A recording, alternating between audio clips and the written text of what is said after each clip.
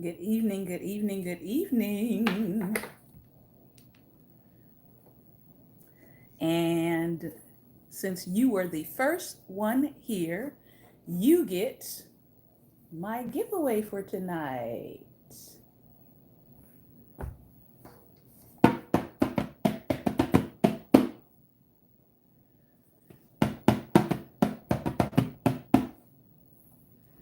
I hope you are doing well. I hope you are doing well. Good evening, good evening, good evening, good evening. And welcome to Daring Dialogues. I am your host tonight, Shantae Charles. I hope that you have been having a great and wonderful day. It is Relationship Wednesday, and we have made it to episode 25. So, every 25 episodes, we stop and we take a break. So I will be back on Facebook on Black Table Talk next Tuesday. So I will be breaking until Tuesday of next week. And our return will be on the Black Table Talk page on Facebook. So please make sure you find us there and like the page and follow. So tonight's gift is from one of my favorite characters. It is the Peanuts Gang. And this is going to be going to Benjamin Lockett. It is a 2XL, and so it has plenty of room, and it's a soft material, a little bit stretchable. So I hope that you will enjoy this, and you can either gift it or keep it, either one. So tonight we are jumping into our relationship topic. And tonight we are back in the book, Why Smart People Hurt, a guide for the bright, the sensitive, and the creative, as well as hopping into chapter 1 of What Happened to You. What Happened to You? We finished the introduction. This is by Dr. Bruce Perry and Oprah Winfrey are co-writing this book together, and we finished up the introduction, and now we're headed into chapter 1. And so I am excited about that. I am reading ahead. I'm in chapter 5, but this is a really, really good book on trauma, resilience, and healing. So I do highly recommend it if you are working through your own trauma, if you are trying to be a better parent, and to understand some things that can cause trauma in early childhood that you don't want to do to your children.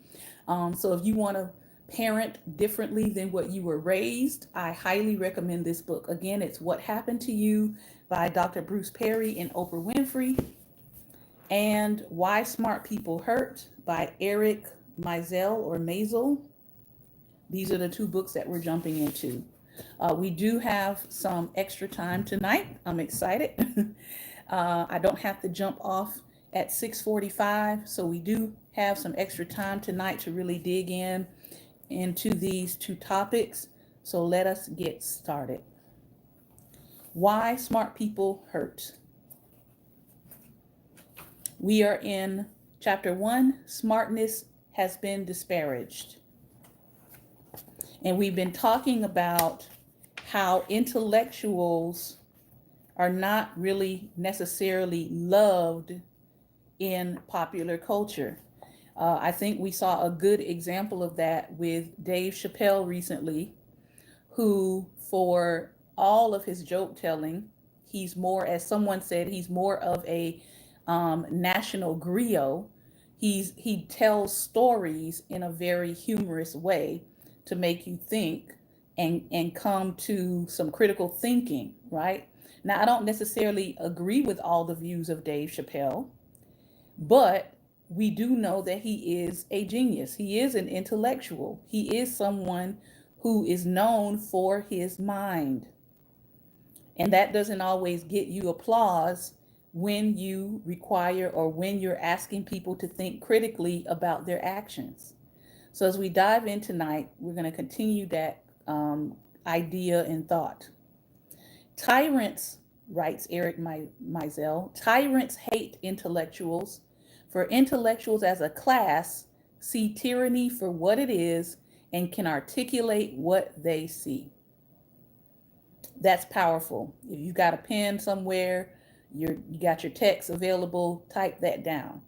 Tyrants hate intellectuals, for intellectuals as a class see tyranny for what it is and can articulate what they see. They know when freedom is being violated and stolen. They are better attuned to knowing what they are being when they are being fed lies. They recognize to what extent the majority opinion is an anti-intellectual one. Therefore, they don't roll with the majority when they realize that the majority is operating and following something out of ignorance. That was my thought. They recognize to what extent the majority opinion is an anti-intellectual one. Attacks on thinking and attacks on smart people occur all the time. Here is one report from contemporary Iraq, as reported by the watchdog group A Face and a Name, civilian victims of insurgent groups in Iraq. Some Iraqi academics see the current attacks as a way to destroy Iraq's intellectual elite. Precise figures are difficult to obtain, but studies suggest that doctors and academics are particularly at risk. A study by the Iraqi Ministry of Health concluded that armed groups have abducted between 160 and 300 Iraqi doctors since April 2003 and killed more than 25. For those of you who have been listening to us on our Sunday Dialogue podcast, we've been talking about this notion of when someone is brought into captivity, that the person who is trying to bring others into captivity, they don't go looking for people who don't have intellect. They're looking for the chiefs. They're looking for the most beautiful. They're looking for the prince's children. They're looking for the king's children. They're looking for the intellectuals. This is historic. This is historical, right? So now we're seeing it again happening in Iraq. They are taking the doctors and the academics. Think about that. Nearly 1,000 doctors have fled the country, the study said, with an average of 30 more following each month. To stem the outflow, the ministry broadcast a public service announcement on television in spring 2005 with a message that said, "Dear citizens, please do not kill doctors. You may need them one day." No kidding. Professors at Iraq's once prestigious universities are also under attack. According to an April 2005 United Nations University report, assassins have killed 48 academics since 2003, and many more teachers and professors brave daily threats. Yes, teachers, professors, doctors, academics, people who are nation builders and history and cultural preservers are under attack, and they face attack regardless of what nation they're in. They're just reporting on Iraq. Hundreds of academics and professionals have been threatened with death and told to leave Iraq. According to the Association of University Teachers, 2,000 professors have left Iraq since 2003, joining the 10,000 professors the association says left the country in the 12 years after the Gulf War. So when I see study abroad programs and teachers needed, and come live over here for free, and we'll pay for your plane ticket, I pause before I show interest, because the reality is, if their own academics and professors are fleeing the country, what makes you think you're going to fare better as a U.S. foreigner trying to go over there and provide education? Just something to think about for all of these study abroad programs. All right, making sure that you're not leading people from other countries into a very dangerous situation to quote unquote teach abroad. Attacks on people who can think occur in every culture and in every epoch. Rebellious feminists in Russia are labeled with mental disorders made up on the spot for the purposes of incarcerating them. Scientists who point out the environmental dangers caused by businesses are ridiculed as fearmongers. Every age and every culture has its versions of cultural revolutions, inquisitions, and Scopes trials. It is impossible for a child who is born smart to have any inkling that her abilities are likely to be disparaged, that thinking itself will be envied and hated by some in her society, or that she may be targeted by her government because she is chosen thinking or chosen a thinking profession. What smart child building with blocks or surfing the net could possibly suspect how unfriendly her species is to thinking and to the fruits of thinking, like science, culture, and freedom? Such a notion would make no sense to her. Yet those are the abiding truths about our species that perennially contribute to the distress that smart people experience. So, a couple of questions for you. Was your smartness disparaged as you were growing up? You can feel free to comment in the comment section. What messages did you receive about your capabilities and talents? What messages did you receive about whether it was admirable or unseemly to be smart? If you were receiving mixed messages about your smartness, what was the bottom line or ultimate message? And given that those messages and that upbringing influence your formed personality, what do you need to do now to recover your rightful smartness? So I'm going to spend a little time answering all 5 of these, and then I'm going to move to the next book. I can't give you all my history on smartness, but I'll just answer these questions very briefly. So starting with question number 1. As I was growing up, smartness in my family was never disparaged, and I'm very thankful for that. Smartness was actually honored. It was revered. If you were considered a smart child, you weren't treated better than other children, but your gifts and talents and skills were nurtured. And I grew up in the hood. So in my household, growing up in the hood, being smart, I am very thankful that my family gave me a very strong foundation in terms of accepting my smartness, accepting myself, and not downplaying that part of myself, and actually encouraging me to really hone in on my skills and my talents and my gifts. So on that note, I will definitely give my family a thumbs up. Now, did I experience what today we would call child abuse? Was I beat? Yes, I was. So on the one hand, smartness was encouraged, but also in that, sometimes I was too smart for my own good in certain situations. I remember when I got tested, my mom did the IQ test for me when I was 4, I think, 4 years old, because she was trying to get me into an early entrance program, which a lot of states don't do anymore, but it's where you allow the child to enter kindergarten at an early age. I entered at 4 years old. So I was like, today I would be 2 or 3 years ahead of most children, because most states don't do that anymore. So in order to do that, in order to enter at 4, I had to take an early entrance test, which was part of it was an IQ test. And I remember my mom getting the score and reading it, and I remember looking up at her and saying, "What did I get?" And she just looked at me kind of like, "None of your business."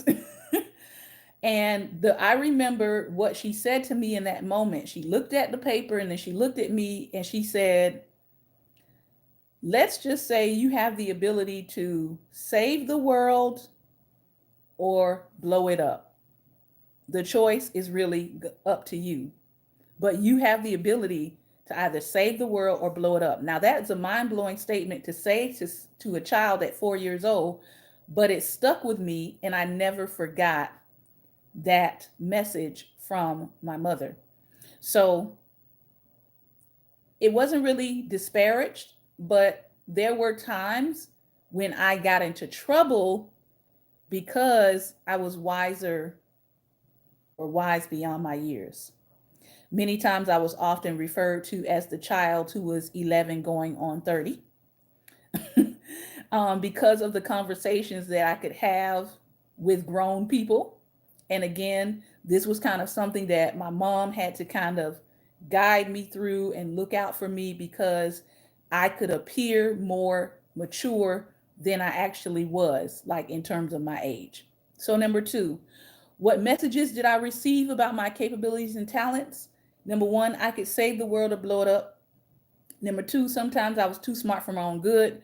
Number three, sometimes I was honest to a fault, meaning if I saw something and I perceived it about you, I would tell you to your face, and I didn't really care what you thought about it.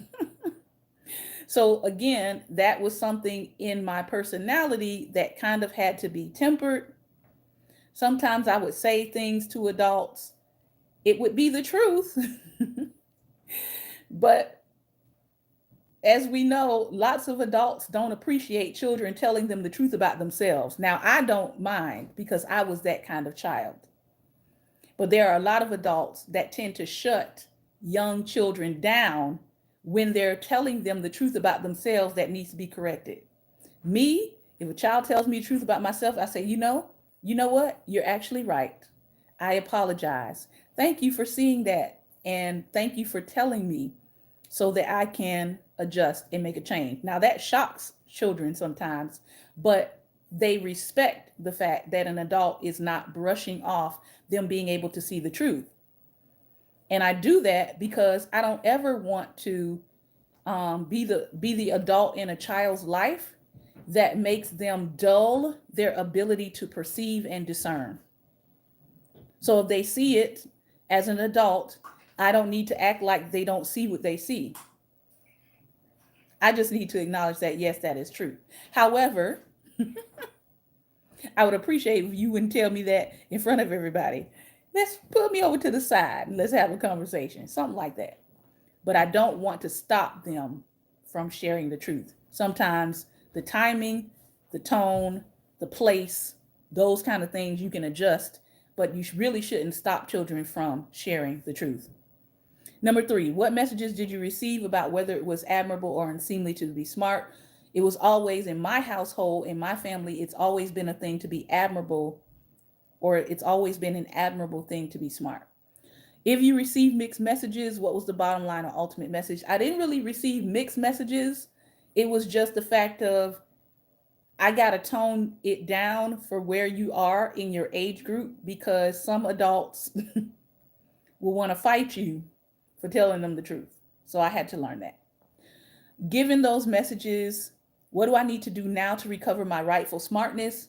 Right now, I'm trying to grow my smartness, work on my brain, feed my brain the right things, keep my brain active, and maintain my memory. Because I have a really good memory and I want to keep it sharp. So I want to do things, and I am doing things every single day to strengthen and increase my memory. All right. You said you could see that, Pastor Ben. You received mixed messages. All right. So we are done reading chapter 1. Let's see. Next week, we'll be back on Wednesday of next week here. So next week, we'll be looking at smart work as an oxymoron. Smart work as an oxymoron. And that's from Why Smart People Hurt, chapter 2. All right, moving into our second book for tonight, What Happened to You? Conversations on Trauma, Resilience, and Healing by Dr. Bruce Perry and Oprah Winfrey. We are in chapter 1, Making Sense of the World. If you are coming in right now, understand that this is episode 25, and we are going to be taking a break, and we'll be back on Tuesday on our Facebook page, Black Table Talk. Here we go.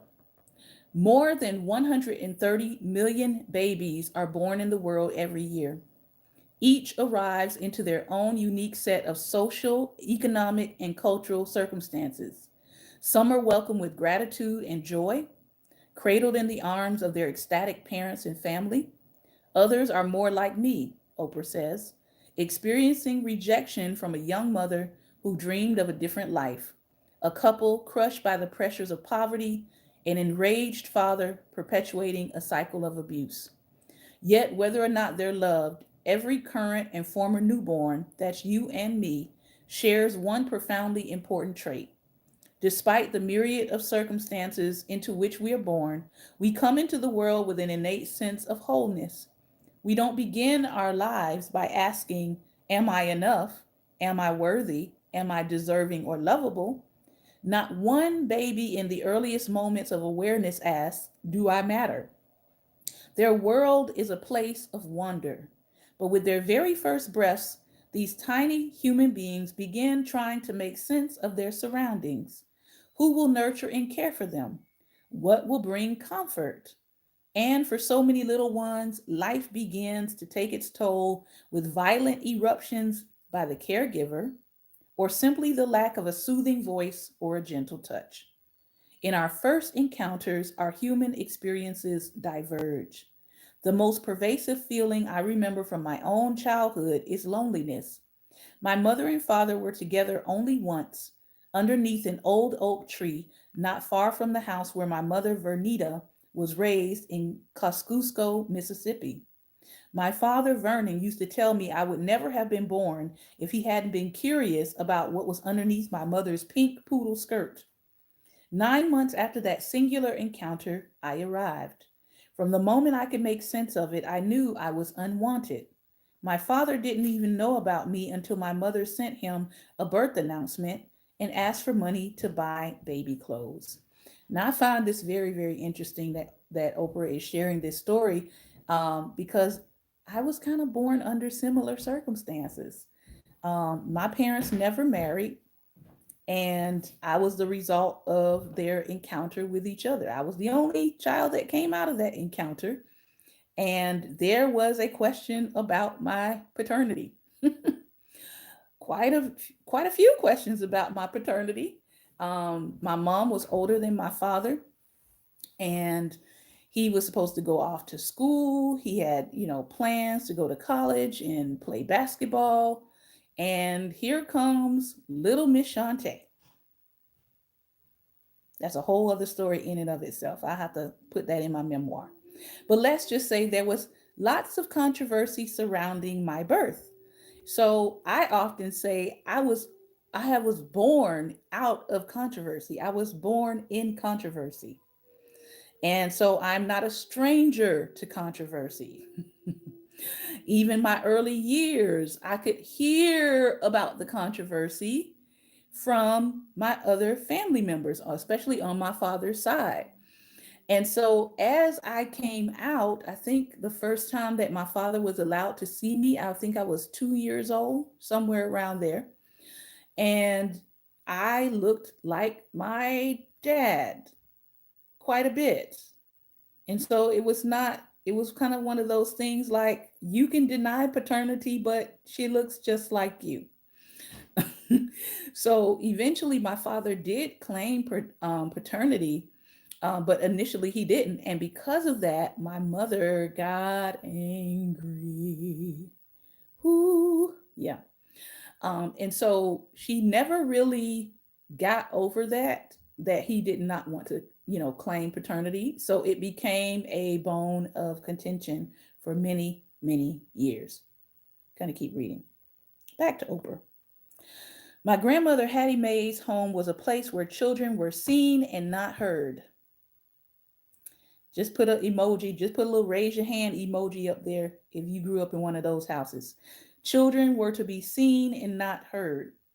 I have distinct memories of my grandfather shooing me away with his cane, yet no memory of him speaking directly to me. After my grandmother passed away, I was shuttled between my mother, who had moved to Milwaukee, and my father in Nashville. Because I didn't know either one, I struggled to develop strong roots or connections with my parents. My mother worked as a maid for $50 a week in Fox Point on the North Shore of Milwaukee, doing what she could to care for three young children.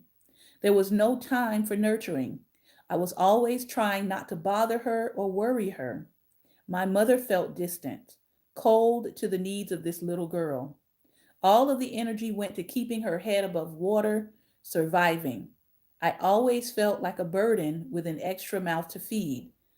I rarely remember feeling loved. From as early as I can remember, I knew I was on my own. What I've learned from talking to so many victims of traumatic events, abuse, or neglect is that after absorbing these painful experiences, the child begins to ache. A deep longing to feel needed, validated, and valued begins to take hold.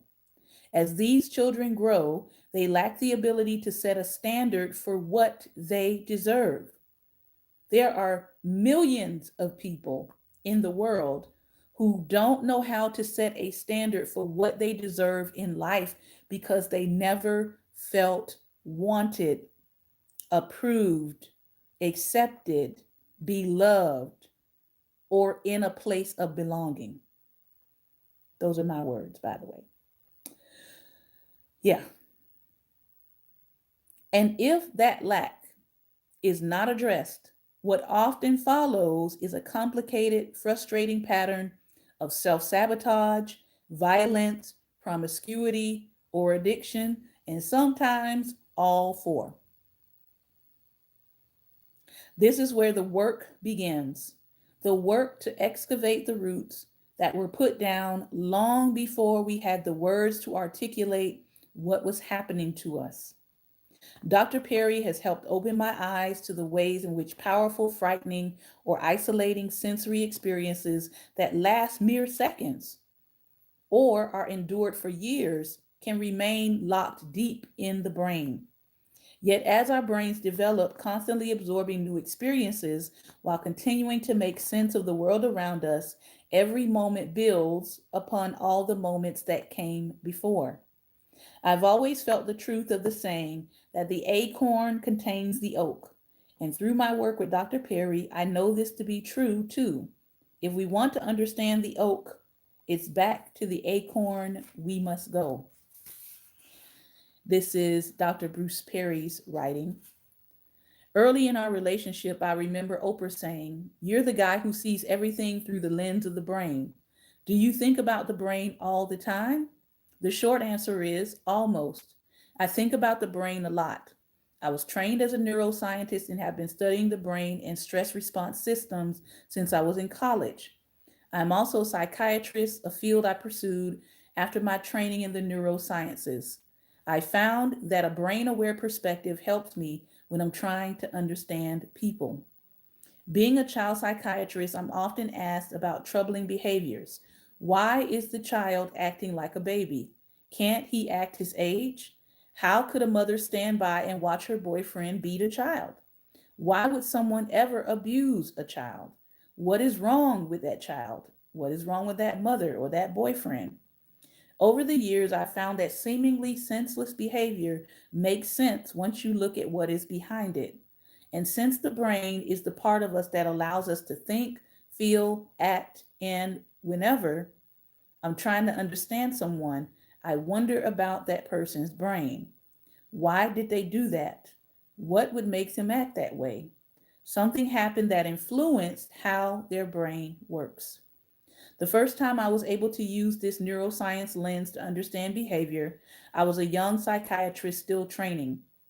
I was working with an elderly man, Mike Roseman, a smart, funny, and kind man. He was a veteran of the Korean War and had seen lots of combat. He had classic PTSD, which we'll talk about later. He suffered with anxiety, sleep difficulties, depression, and in episodic flashbacks in which he literally felt as if he was in combat. He had resorted to self medicating with alcohol and struggled with binge drinking. This, of course, contributed to work and family conflicts and ultimately led to divorce and forced retirement. We had been working together for about a year, and Mike had been doing pretty well managing his drinking, but his other symptoms persisted. One day he called very upset. "Doc, can I come in and see you today? It's important. And Sally wants to come." Sally was a retired teacher that Mike had been dating. He talked a lot in his previous sessions about not wanting to blow this one. Sensing the urgency, I agreed. Later that afternoon, they came into my office and sat next to each other on the couch. They were holding hands. Sally gently whispered in his ear. Mike looked shamed, and it was clear she was trying to reassure him. They looked like nervous teenagers. He started, "Can you explain PTSD to her? You know, why I'm all messed up?" "What's wrong with me? Korea was over 30 years ago." I felt myself floundering as Sally moved to hold him. Could I really explain PTSD? So I stalled. "If I may ask, why now? Did something happen?" "Well," Mike started, "we were going out last night, had a nice dinner, and we were walking downtown on our way to the movies. And suddenly I was in the street between parked cars on my belly with my hands over my head, terrified. I thought we were being shot at. I was pretty confused, I guess. At some point, I realized that a motorcycle had backfired, sounded like gunfire. The knees on my suit were torn, I was sweaty, and my heart was racing. I was so embarrassed. I felt like I was jumping out of my skin. I just wanted to go home and get drunk." Sally said, "One minute we were arm in arm, the next he is back in a foxhole in Korea screaming. I tried to get down and help him, but he just pushed me away. He hit me." She paused. "It seems like it lasted for 10 minutes, but I think it was only a couple of minutes. Tell me how to help him." She turned to look at Mike. "I'm not giving up on you." "Tell her what's wrong with me," he pleaded. This was 1985. Research on PTSD was still very preliminary, and I was a 29-year-old inexperienced psychiatrist in training. I didn't know squat. "Listen, I don't know if I have any answers here, but I do know that Mike was not trying to hurt you. I know that." She looked at me like I was an idiot, the idiot I actually was. But while I didn't know much about the clinical work, I did know a lot about the brain, memory, and the stress response. I thought about Mike jumping for cover in the street, not as a clinician, but as a neuroscientist. What was going on in his brain when that motorcycle backfired? I started to look at a clinical problem through the lens of the brain. I think part of the problem is that many years ago in Korea, Mike's brain adapted to continuous threat.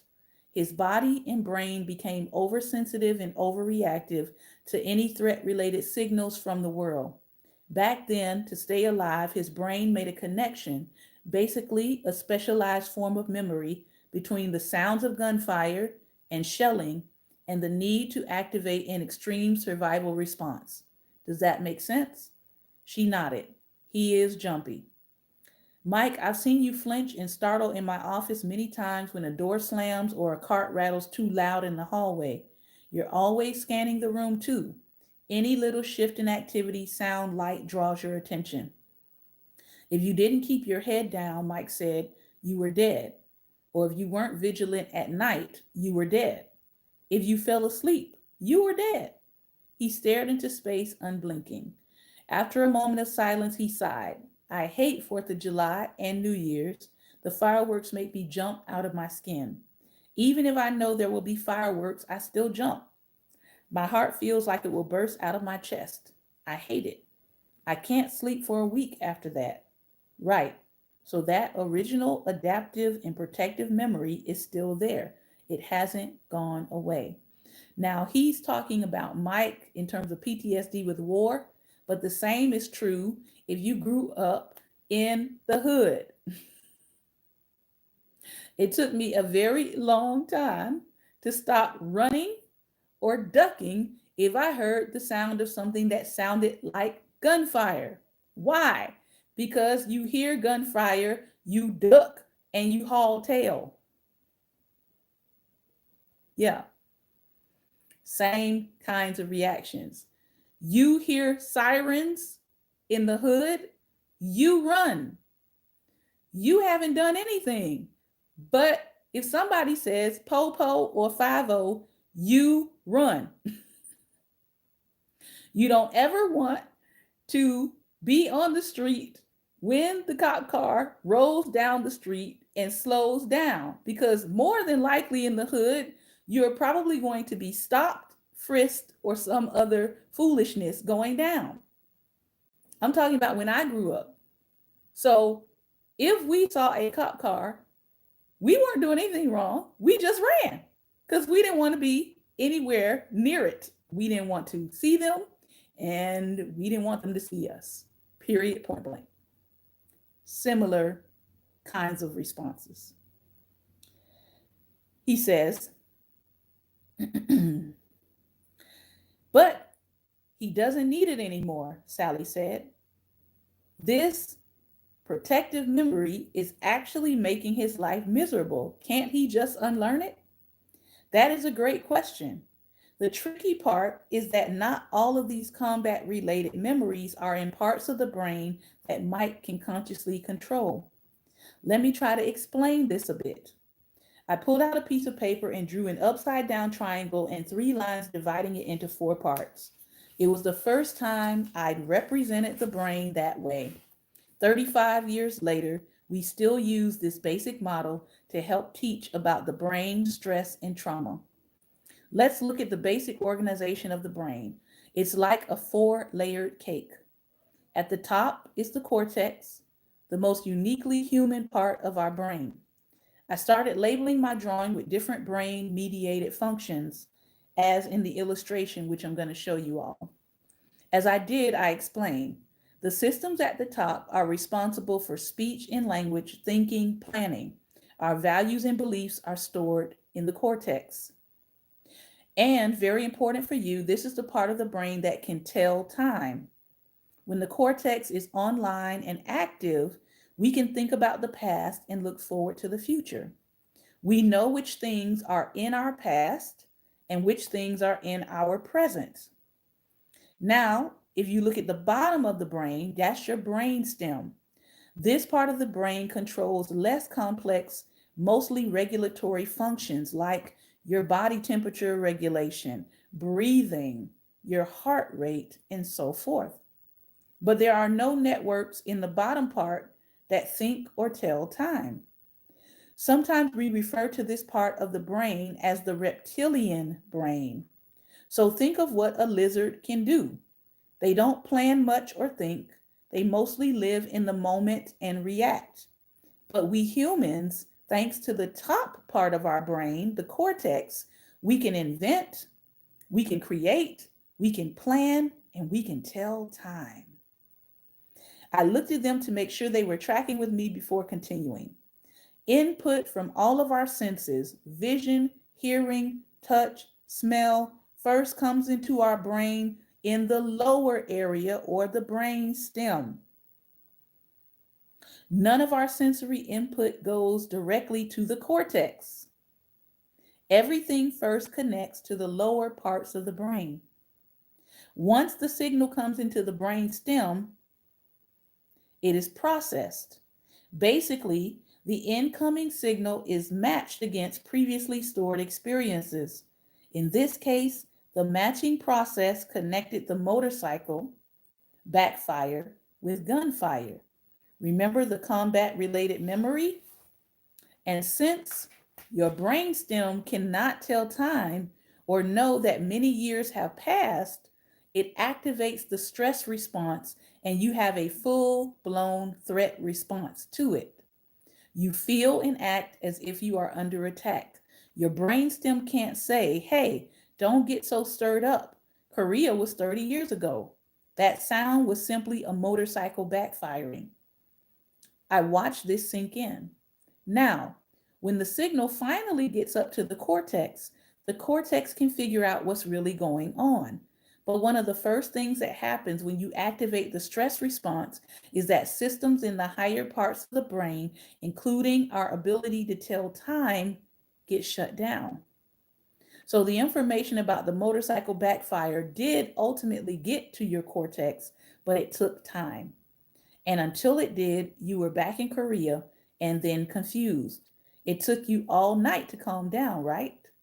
He looked exhausted but relieved. I didn't sleep at all. So I'm not crazy? No.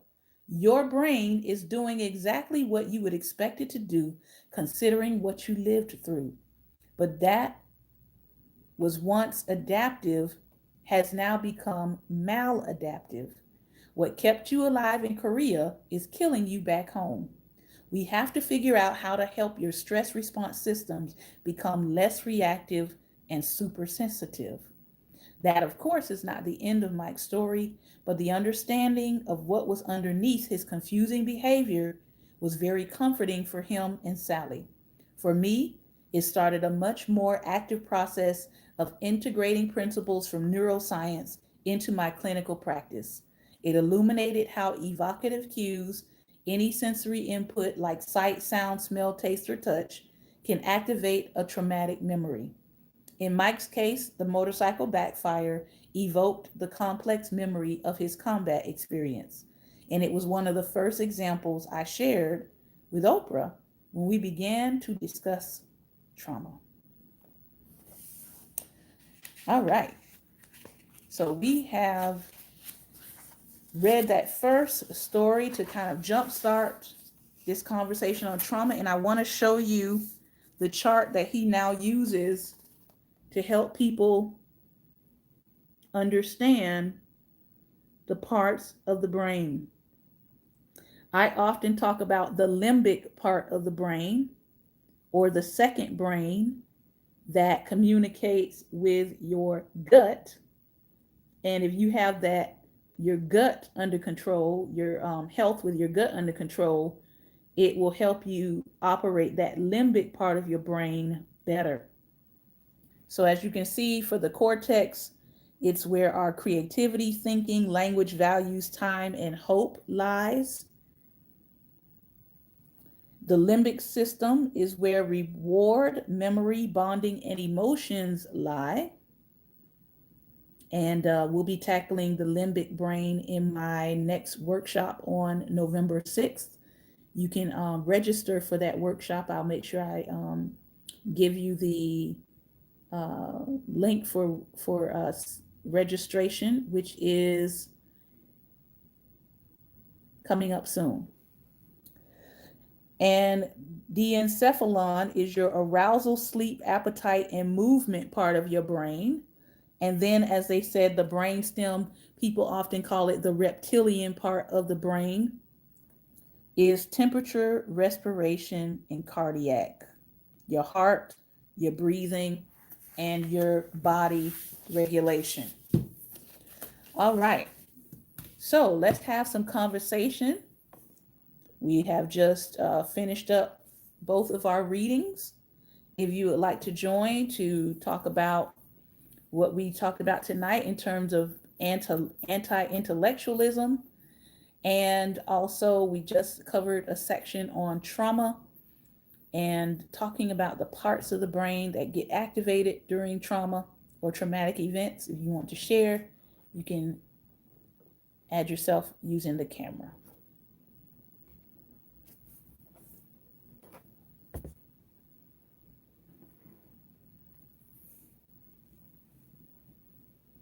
Good evening. Good evening. I want to do this intellectual thing because, well, in my household, I grew up in the day, in the hood, and it was listen, you better bring home good grades. Okay, there was no reward for bringing home an A because you were supposed to. Okay, so you brought home a D. You skated by. You might get some type of punishment. You brought home an A. You got your butt whooped. You brought home an F. You might survive. Wow. Okay, so I didn't have to do any of those things to find out what went on because I had two older brothers and an older sister. Now my older sister she brought home A's. She was smart like that, and I thank God she helped me. Okay, because I think I picked that up from her. So it's so much so that my senior year in high school, I didn't even bring matter of fact, my junior or senior year in high school, I didn't even bring books home. Whatever I didn't do in school didn't get done, but I made A's. See, I made some A's, but I was more of a B. I was more of a B student because as I get older, I can look back and see what some of my learning what areas or how I learned, and realized that my teachers never really addressed how I learned, Mhm. because I was more visual and tactile and kinesthetic. So if I see it and I get my hands on it, I would do Mhm. well. And then later in life, I discovered that I had dyscalculia, which is a the mathematical form of dyslexia. A lot of people, when they think about dyslexia, they don't think about the fact that there's an actual math side. So even Mhm. though I would calculate things, I would write it down wrong, like I would flip numbers. So and then I'd be Mhm. like, I know I knew the answer, but why did I get it wrong? But again, I didn't discover this until adulthood, right? Mhm. So with those things, I'm very thankful that I had a parent that was more understanding, because she was like, I know based on what I know about you, I know what your intelligence level is. So if you're not Mhm. doing well in a class, if you're doing your best and you still get a C, my mom was like okay with that. But it had to be me making the effort for the class. Like she could tell when I was just skirting by versus when I was really applying myself to a course. And then the other Mhm. piece was, if I write things down, I got it. So I'm always taking notes. And then the other piece is I have a photographic memory. So those two things, writing things down and my Mhm. photographic memory, really helped me when I got to college, because a lot of college was lecture, you know. Mhm. But yeah. Well, those are the things that helped me also because even when, as I got older, when it came to songs, singing in groups and choirs and stuff, once I wrote the words down, Mm-hmm. I didn't have to look at the paper. Just me writing them down, and seeing them as I wrote them down, they stuck. So, and another thing in math, I remember math was my favorite subject, by the way, in high school. So I remember I was on a wrestling team. We were had a meet that day, and we were going to leave to go to another place. And my math teacher just happened to be the golf coach. So we had a test that day. He said, "Well, listen, come in." They made arrangements for somebody else to pick up my outfit for my uniform for wrestling. He made arrangement with my coach, with my wrestling coach, that I would come in, take the test, and then go meet them at the gym. I had 10 minutes. Took a 50 question test, 50 problem test in 10 minutes. Missed one. So when I came back to school, he let the students know, well, listen, he took this whole test in 10 minutes. He missed one. So I'm going to give him a chance to write that out and to get it right. He said, I'm going to give him a chance because he did it in 10 minutes, you know. So I worked it out, came up with the right answer. He said, you get 100. I had a 90, but he said, you get 100. Now some of them didn't like it, but he let them know, listen, you had the whole class Mm-hmm. to work these out, and you got stuff wrong. He did it in 10 minutes. He was under stress, pressure. He's trying to hurry up and get it done. So he likely, and he did make a mistake. So he let him know I'm giving it to him. He get it right, I'm giving it to him. Mm-hmm. So but my family, as far as the intellectual level, when I was younger, they didn't have a problem with it. Now they do. That I'm grown, they got a problem with it because this is a problem. Most of them have degrees. I don't. But for me to know stuff that I know, because number one, my older sister, she taught me from the time I was about 12 years old. If you hear a word and don't know the meaning of it, look it up. Mm-hmm. She told me that. So that's what I started doing from then on and even now. If And, I hear a word, I don't know it, I look it up. and So that's why, I was go gonna ahead. say, and the reality is, just because you have a degree doesn't make you a lifelong learner. Exactly. Because Exactly. I know plenty of people who don't have they didn't go to college, but that Mm-hmm. doesn't negate the fact that they have a natural intelligence either. Mm-hmm. Um, Exactly. And so sometimes people can be very classist and elitist when it comes to degreed education, which Mm-hmm. that's a pet peeve of mine. Looking down on someone because they don't have a degree. Mm-hmm. If you have a degree and you earned it, wonderful. Nothing against that. Great. I have a degree myself, Great. in Mm-hmm. certifications and all that. But if that person doesn't have a degree, don't look down on them because they don't have a formal education. There are people who Mm-hmm. went through college and somebody else took all their classes for them and sat through their tests and they still don't know anything. Right. So, I kind of pause when I see people having this elitist attitude when it comes to college education. You want to say something else, Pastor Ben? We do Uh, have um. another person that's coming in. Okay. The thing is that like the education. Give me 1 minute. The education thing, is good. Some people need that. I am one that pretty much things came natural to me. I'm that person I can look at something, see how it operates, and do it. Mm-hmm. See the type of work I do, I didn't learn it. The basic of it, I didn't learn it from anyone. I just saw it, was able to do it. Now, some of the things I do were fine tuned Mm-hmm. by people that actually operated in those fields. Mm-hmm. See, so I opened up a set of blueprints, knew how to read them. Yep. But that's the way that operates sometimes. It's not always a degree that gets you places. Sometimes it's how you operate, what you know, how quick you catch on. Mm-hmm. Yeah, apprenticing, learning on the job as you go. A lot of entry level positions now are willing to train you. So Mm-hmm.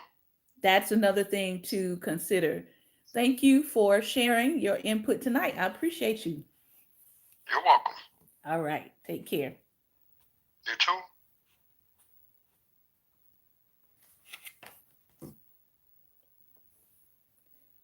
Let's see. I think you have to sign out. It's not letting me take you out, I don't think. Let me see. Okay, now. Oh, there we go. All right. All right, Fred Christian. Fred, we are asking some questions here. So when you come in, be ready to answer some questions. We're having a conversation about intellect and anti-intellectualism.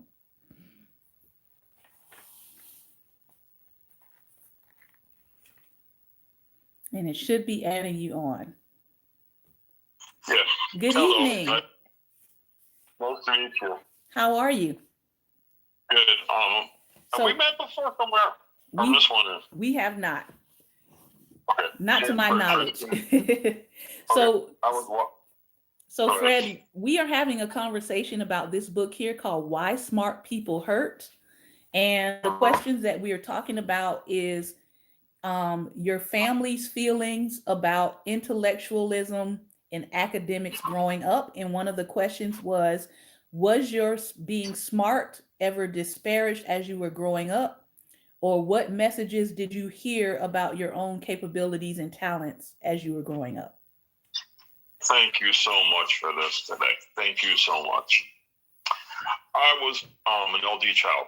I'm a child of two disabled parents. My dad had cerebral palsy. My mom was an epileptic.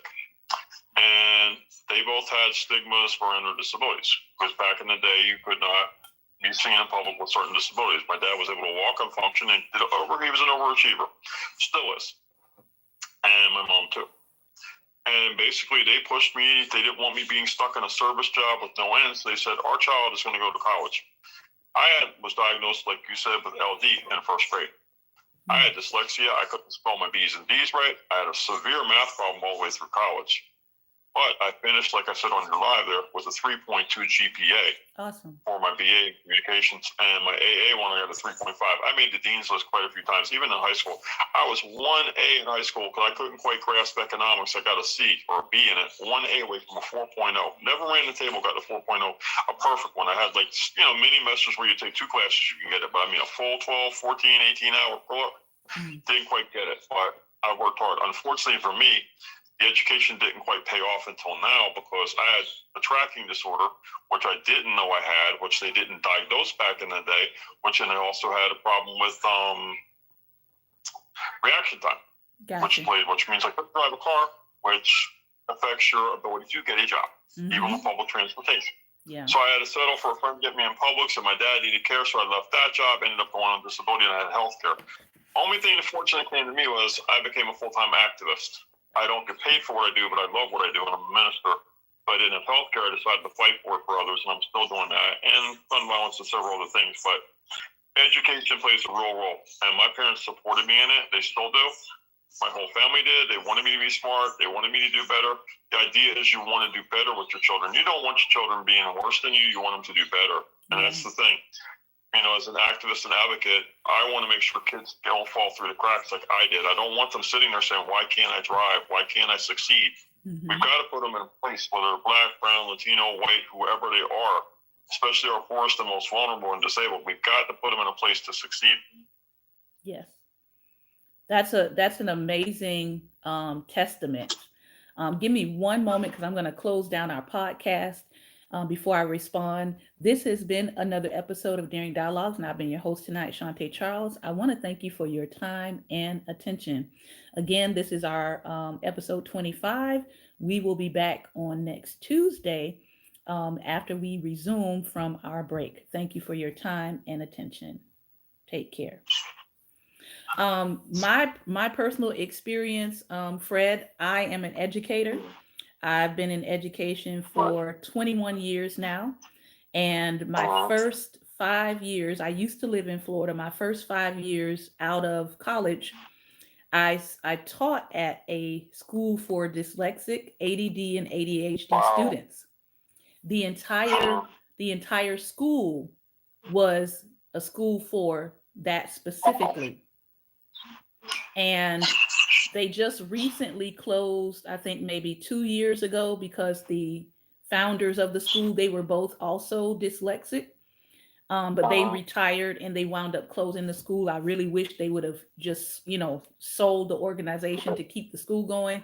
But it was a profound experience as a teacher. And I'm so thankful for that foundational training and teaching because it has helped me in all other aspects. It was where I figured out what I was undiagnosed with, which was the dyscalculia part.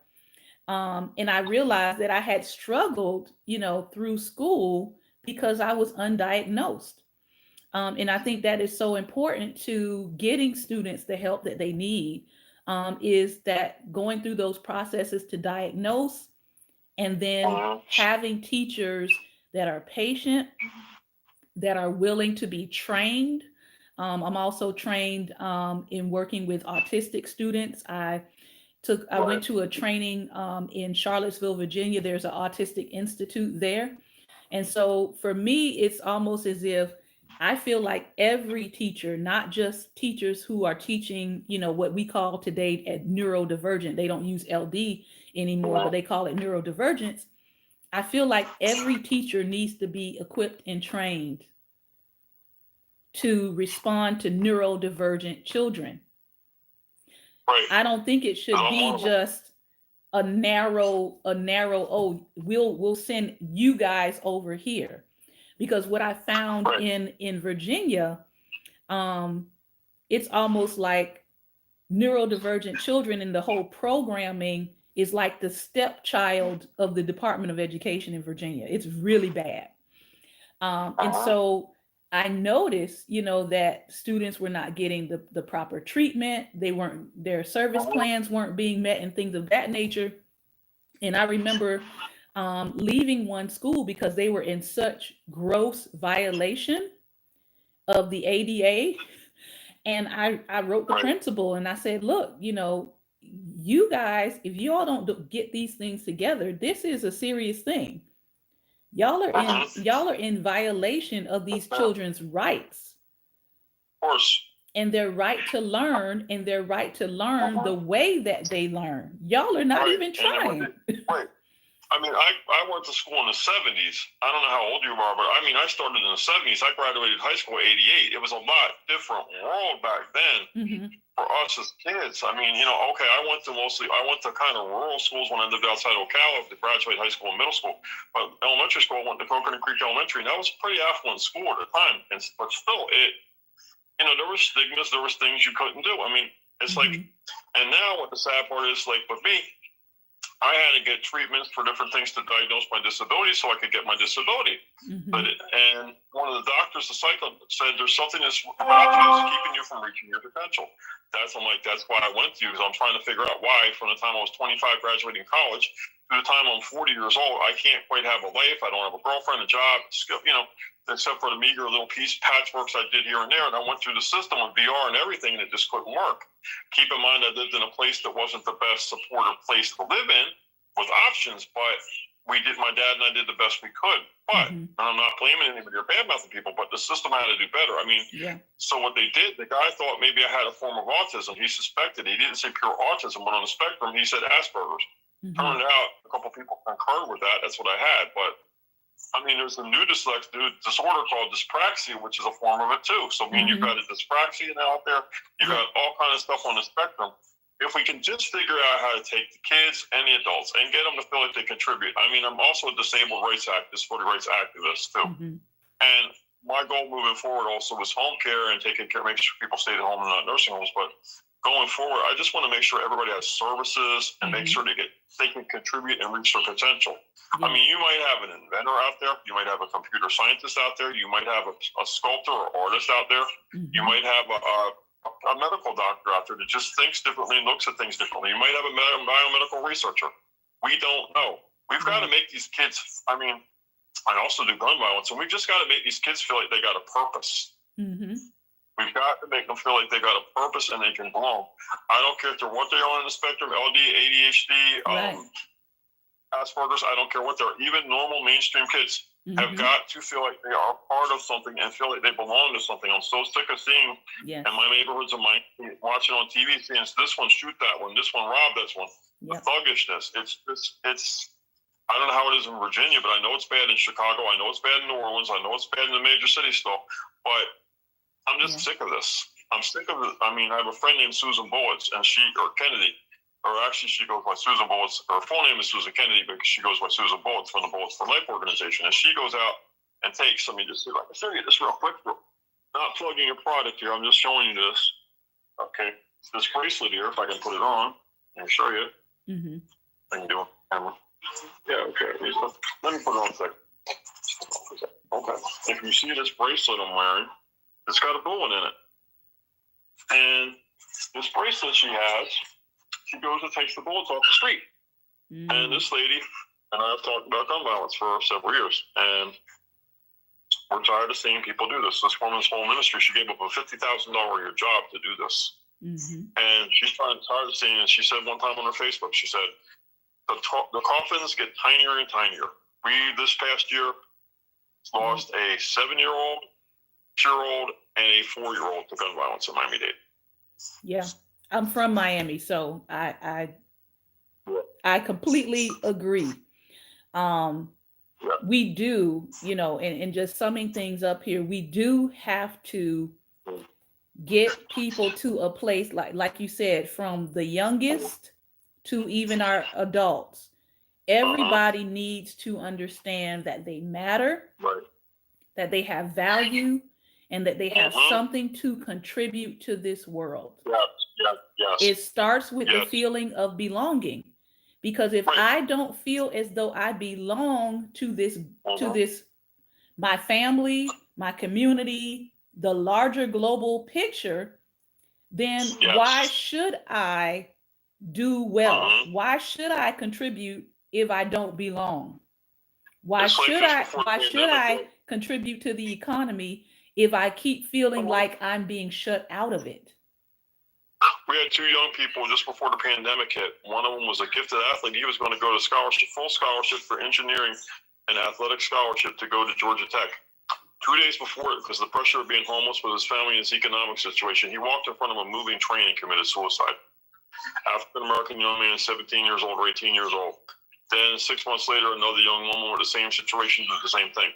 Our kids are too precious, whether they're LD or not, whether they're gifted or not. Our kids are too precious. We've got to make sure, I don't care what their color, race, gender, orientation is, we've got to make sure our children survive. Because okay, it's a cliche with Whitney singing it in the song, but they really are our future. Yeah. Completely agree. I got to leave the broadcast, but I thank you so much for this opportunity. Thank you, Fred, for sharing. I appreciate your insights, and thank you for honoring us by sharing your experiences. Thank you, Dr. for his support. Take care. Thank you. All right. We've got a few more minutes. If someone else would like to come on to answer the question. Hello, blessed child. The questions were, what message did you receive about whether it was admirable or unseemly to be smart? What message did you receive growing up about your capabilities and talents? Was your intelligence disparaged as you were growing up? If anyone else wants to come on to answer and share your own experiences, again, we've got a few minutes here, and we'll just leave opportunity for one more guest. So while we're doing that, we're going to take a pause and give you an opportunity to decide whether or not you want to come on.